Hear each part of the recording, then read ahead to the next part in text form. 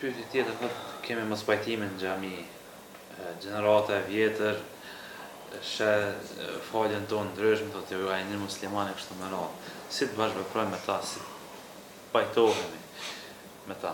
Shqyqa do thotë shpeshherë disa mos pajtime të cilat po ndodhin nëpër xhamit tona, shumicën e rasteve janë do thotë praktikim i disa prej suneteve pejgamberit sallallahu alaihi wasallam. Se pejgamberi sallallahu alaihi wasallam nuk ka folë veç në një mënyrë, po ka folë për shumë mënyra. E pastaj do thotë mujtahid, të cilët do thotë kanë themelu do thotë shkolla juridike islame, do thotë duke u mbështet çat hadith që ai ka marrë për bazë, ai mëse në librin e vet e ka shkruar për shembull, për na kot falmi duhet mi ngrit durë të vesht, ose masi të lidhmi durë do thotë me lidh gjatën për mi shmajtën për shembull thojna në kthinjës apo në kthinjës apo për mi kthinjës apo tan. Ose për shembull ndani gjest tjetër do thotë të falmës. Ashtu që do thotë nëse do thotë njëri e sheh që në praktikimin e tina po bën do thotë mohabet në xhami, praktikoj çata të shtëpia jote. Kur je veç vetë me Allahun dhe xhelal. Edhe një prej thonjeve për shembull të po kthejna apet te Ibn Uthaymini rahmetullahi alayhi se atje kena kryer do thotë shkollën e kena pas rast disa herë do thotë me ndëgju shpeshherë për mendje. Nëse ndëgjon një hadith pejgamberit sallallahu alaihi wasallam, bile mundo një herë në jetën tonë me praktikuar çeta, ha? Për shembull ke ndëgju për një hadith pejgamberit sallallahu alaihi wasallam apo për një sunet pejgamberit sallallahu alaihi wasallam, bile një herë në jetën tonë do thotë me praktikuar. Po ku me praktikuar çati ku nuk bën fitne.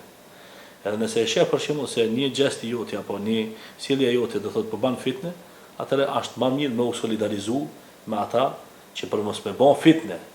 Pse? Se fitnja është më e keq. Se sa praktikimi për shembull i një hadithit të pejgamberit sallallahu alaihi wasallam, çati kur dikush nuk e ka kuptuar çat hadith pejgamberit sallallahu alaihi wasallam. Po tjetra çka është?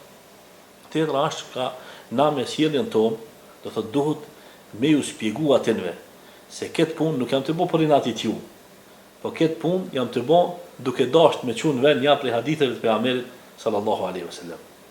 Ashtu që do thotë njëri do të më konë i but, edhe i amël, edhe me mundu me shpjegu pse pe punon qatë punë, ose pse pe ban qatë vepër.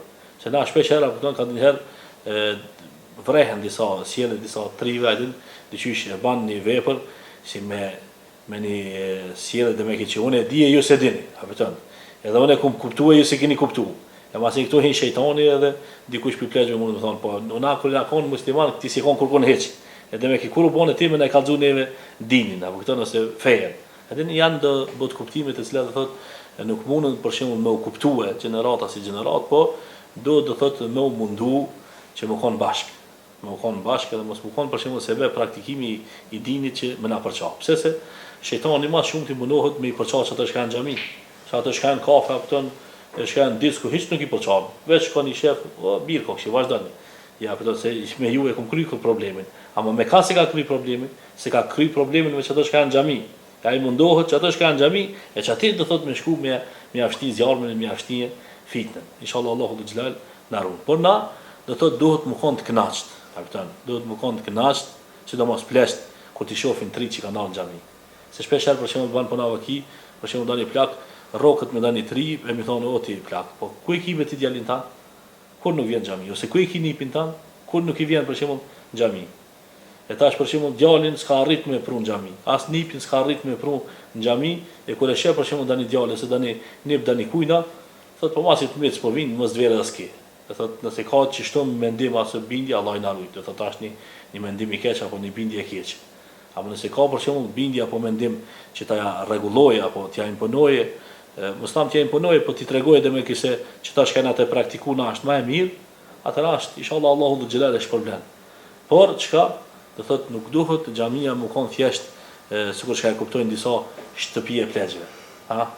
Por xhamia do thotë duhet më kon një vend çka lulzon dini, çka do thotë ka edhe pleqë edhe tri po edhe fëmijë, pse se ai fëmia duke i pa atë ndaj që ashtu pastaj i mëson do thotë ato rregullat e të falmës edhe dashurinë ndaj xhamisë edhe kështu me radhë. Për ata sy do thotë duhet me pas çish më thon një mirë kuptim edhe ndaj plegjve, po edhe pleqë ndaj trive, edhe mos më konsideru ato si hasëm janë i tjetëri, po më konsideru si vllazni, të cilët do thotë janë në një saf. Se tek e fundit do thotë sejdën këtë e bojnë njësoj, rukujin e bojnë këtë njësoj, elhamdulillahin e knojnë këtë njësoj, kulu vallahin e knojnë këtë njësoj, selamin e kanë këtë njësoj. Do thot e për do punë të thjeshta, të vogla, të cilat do thot vrehen.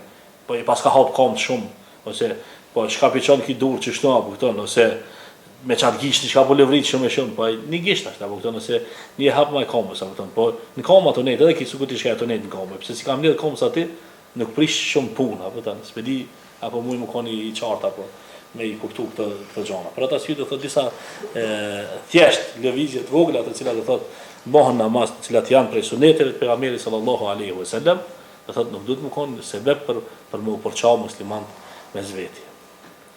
Por duhet me pas shpjegime, do thot duhet me pas shpjegime, hoxha e ka për obligim ju shpjegu, do thot tudi palve, edhe të rive edhe plegjve se do thot janë duke i praktikuar sunetet e pejgamberit sallallahu alaihi wasallam.